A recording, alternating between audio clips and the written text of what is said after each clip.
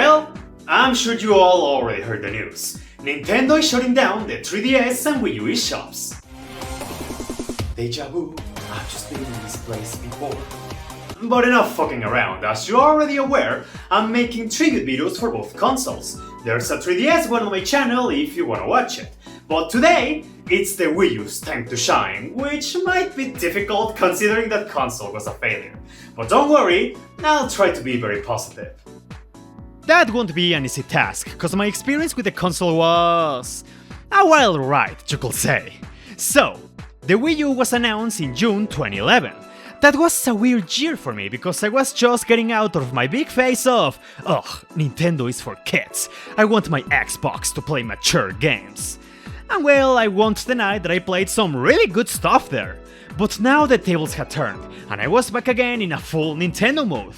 I wanted the Wii U because Pikmin 3, and yeah, that's pretty much it. I think that should have been my first red flag. When the Wii U was announced, nobody knew what it truly was. A Wii expansion, a new accessory, a new console? Nobody knew, but since I used to be a console wars idiot, I was there to support Nintendo no matter what. I remember I will follow any possible news I could find, watch every trailer, and I will even have discussions with people who said it was gonna fail. And to add to my stupidity, I even thought that the Zelda tech demo was gonna be an actual game. Oops. So just like the 3DS, I saved money through all of 2012 to buy a Wii U. But I remember my parents helped me with this one, with some sort of early Christmas money, you could say. And so I got the console a month after its release. But even before owning it, I remember I bought 2 games so I could be ready. Those games were New Super Mario Bros. U and Assassin's Creed 3, and if I am honest, that was a huge mistake. New Super Mario Bros. U is good, but it was the most unnecessary game I could have gotten. I already played DS and Wii, and you did not bring anything new to the table. Assassin's Creed 3 is a game I honestly hated. It was slow, it was boring, and it single-handedly made me quit the Assassin's Creed series, and to this day, I still haven't gone back. Actually, the only game worth it was Nintendo Land, the one that came included with the Wii U. And you know, I think it's a bit sad, people rarely mention it. That game felt like a love letter for Nintendo fans. I mean, they remembered Metroid, F-Zero, and Pikmin exist. That should tell you enough.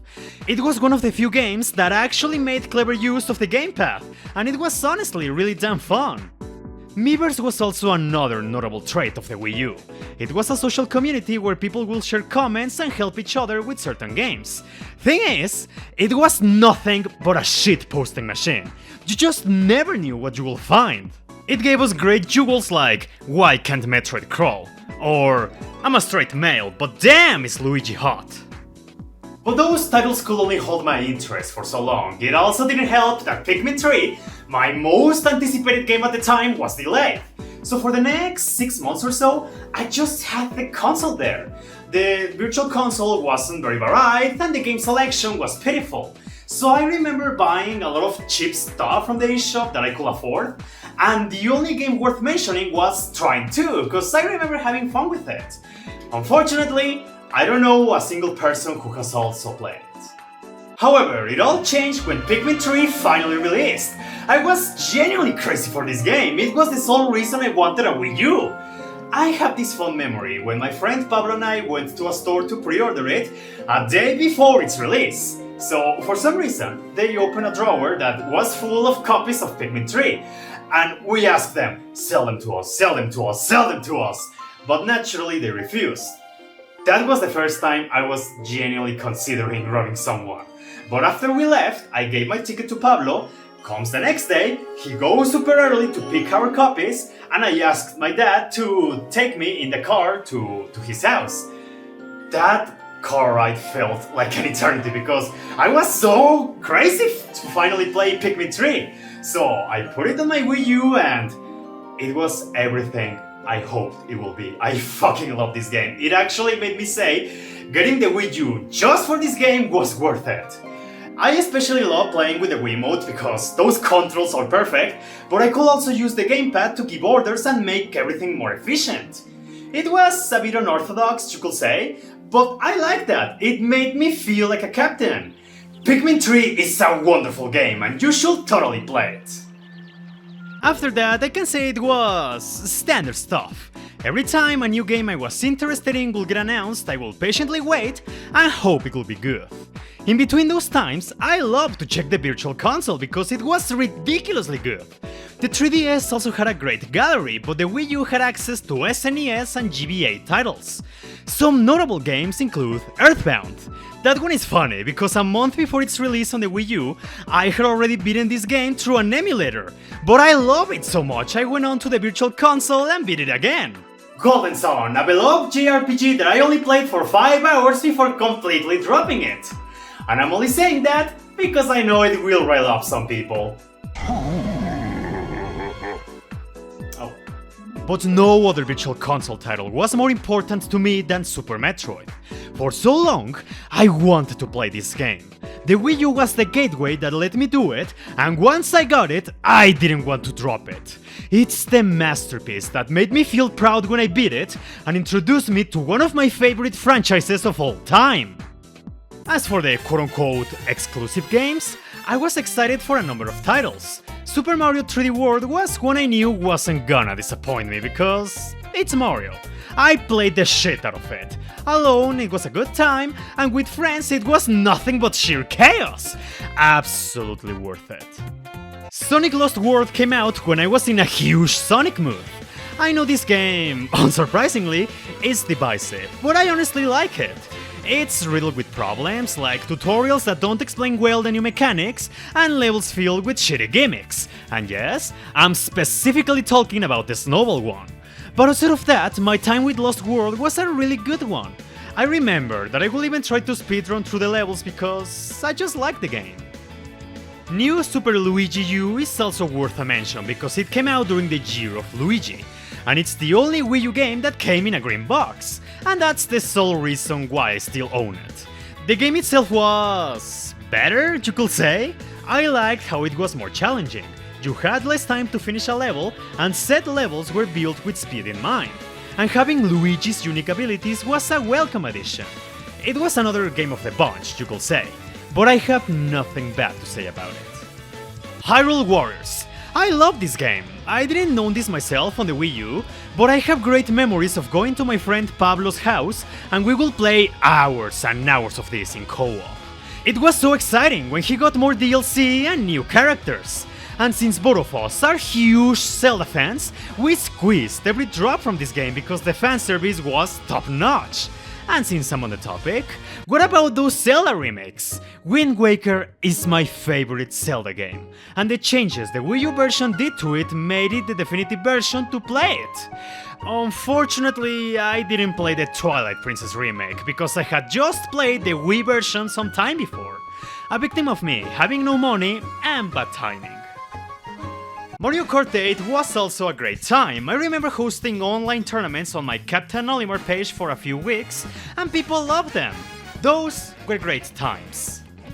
Pokken Tournament. As I said on the 3DS video, while I wasn't a big fan of the mainline Pokemon games, I found a lot of fun in the spin-offs. Pokken was no exception. It's easily the most dedicated I've been to a fighting game since Street Fighter 3rd Strike, which is the best fighting game ever made. Oh yeah, I also played a lot of Skullgirls. I wasn't a big fan of its limited roster and I won't lie, this honestly pissed me off. Pikachu Libre. Why, you may ask? Simply because the logic behind it. Oh wow, a luchador character? That's genius! It's not like we already have a luchador Pokemon from Gen 6. Mexican representation in video games? What's that? Nah, add another Pikachu and more Kanto pandering. I completely made that up. But someone clearly fucked up hard there, and you bet I'm gonna find that person. Also, I can't believe they didn't put Greninja in the game, that was like the most obvious choice. But still, my own pettiness aside, I did enjoy Pokken. The Wii U era was also a time when I came to know the existence of indie games. Shovel Knight and Guacamelee were easily the best I played. One for mastering what older games like Mega Man had done before, and the other for being simply a solid Metroidvania with a lot of Mexican elements. And as someone born and raised in the funny Taco Taco Burrito land, you bet I love that. And if you want to talk about my most anticipated game, Smash 4.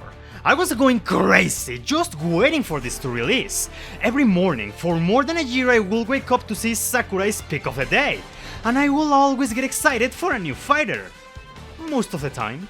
One of the most important ones for me was Shulk, because I already wanted to play his game, and his inclusion was the final push I needed to play Xenoblade Chronicles. Smash 4 also represents a mixed era for me.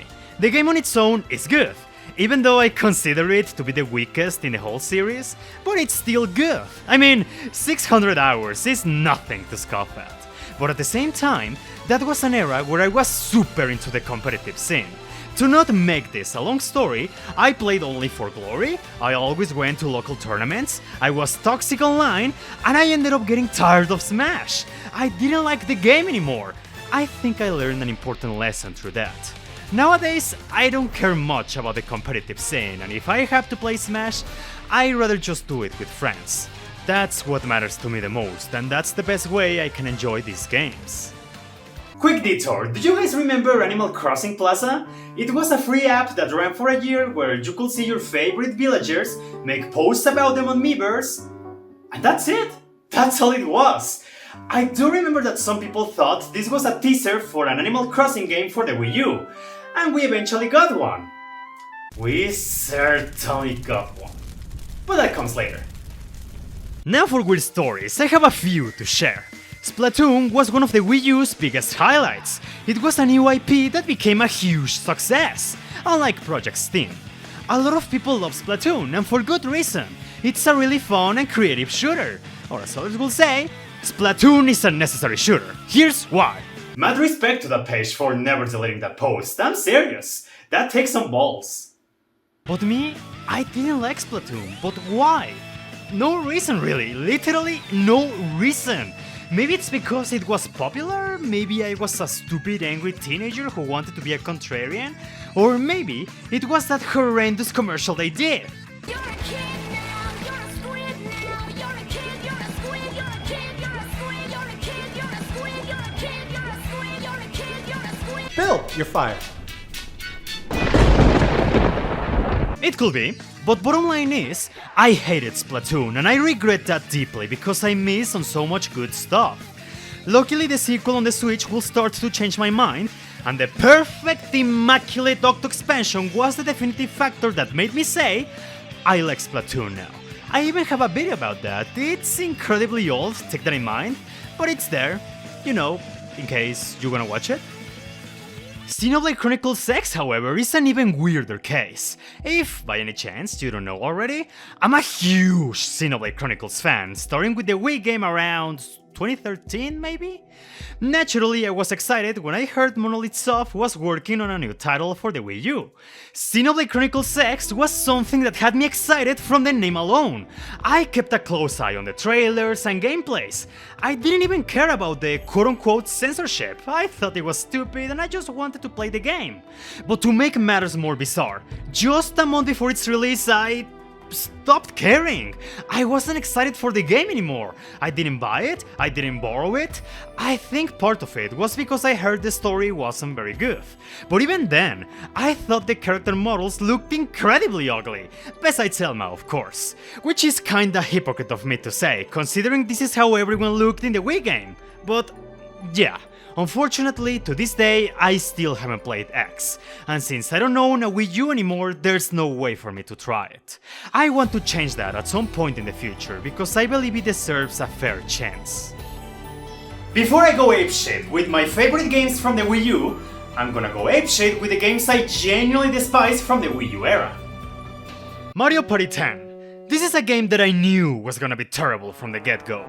They brought back that stupid car from 9 that nobody liked, and a more classic Mario Party experience was locked behind Amiibos. I only played this because a friend of mine got it as a gift, so we gathered 4 people in total, we played a whole session, and by the end we were like, damn, that genuinely fucking sucked. But okay, let's give it a benefit of a doubt.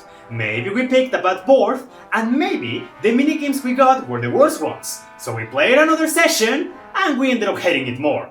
We moved to Smash, and my friends sold the game the next day.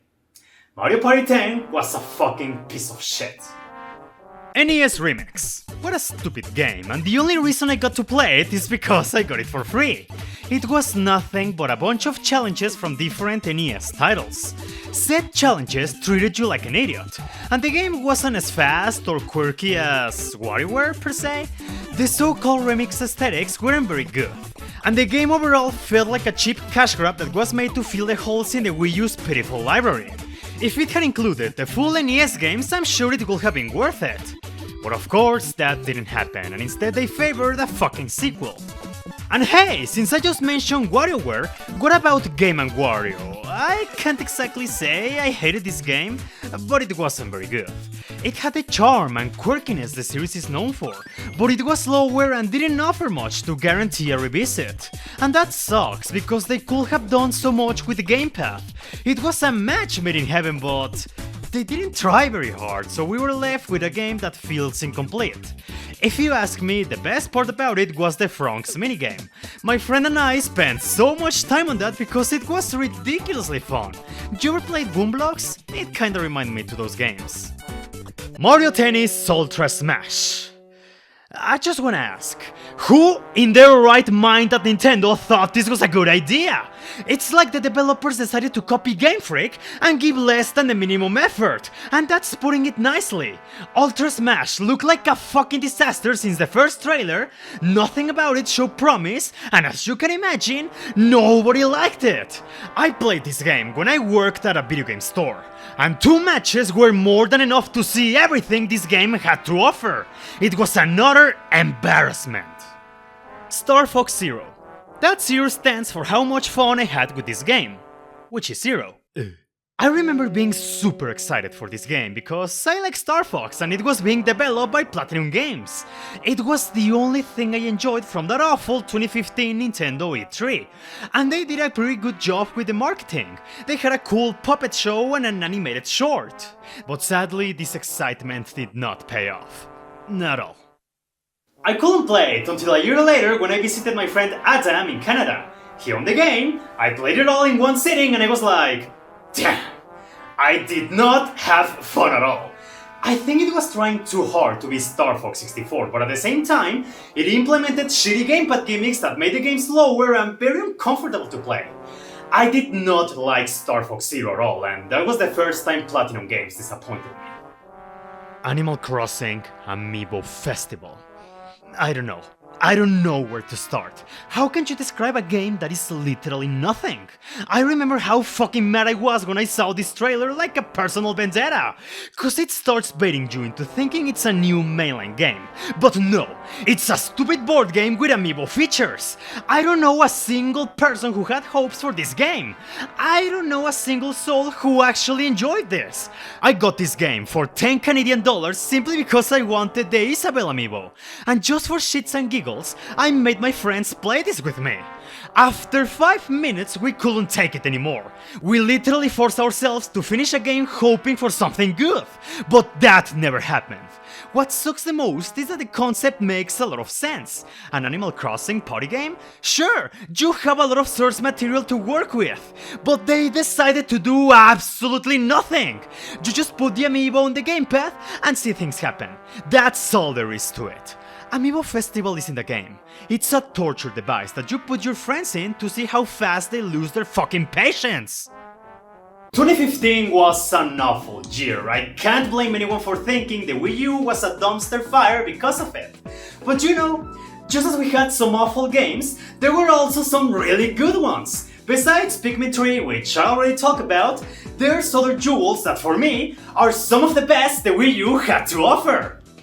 Bayonetta 2. I was already a big fan of the first game, and the sequel improved on everything.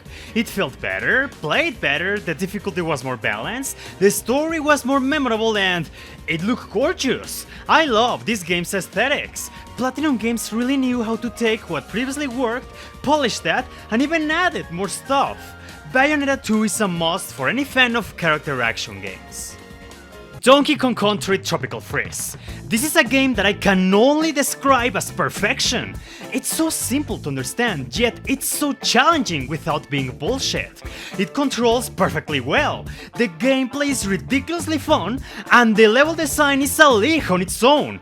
It's like each stage tells a story that offers a unique challenge. And don't get me started on the music because...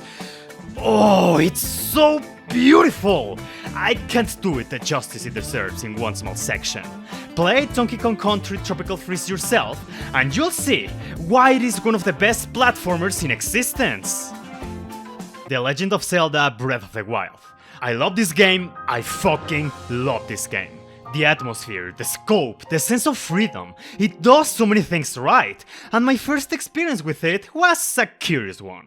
I sold my Wii U to my friend Gil a year before the game released. When Breath of the Wild came out, I still didn't own a Switch, but Gil bought the game, played it, and then let me borrow my old Wii U with the game and... well, it was an absolute masterpiece. Only problem is that I had to rush a bit through it because Gil wanted to play it again, but that didn't diminish my enjoyment of it. Eventually I got my own copy on the Switch, so now I can relish on this beauty whenever I want. Now, to finish this video, I want to mention...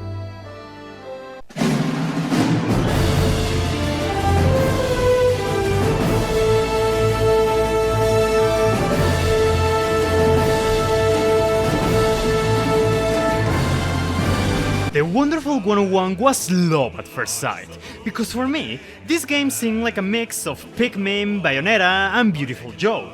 But even then, it was more than that. It was so full of adrenaline.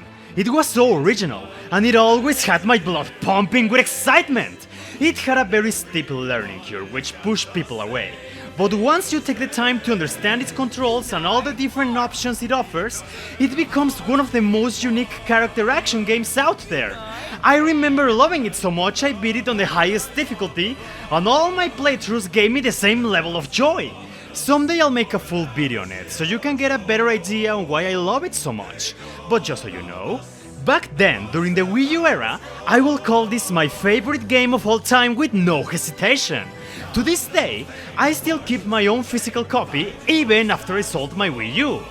Even after it got ported to more platforms. It's simply an incredible experience. So that's that. When I look back at it, the Wii U was like a roller coaster, constantly going up, down, up, down, up, down. Objectively speaking, it was a failure, but it still delivered games that made a ton of people happy. And I think it made me learn an important lesson. Back in the day, I used to be a huge Wii U defender, even though it was clearly not doing well.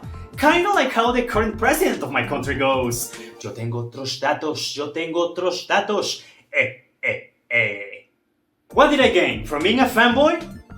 Nothing really, but once I matured, I learned two important lessons. Don't buy consoles on the first 6 months of release.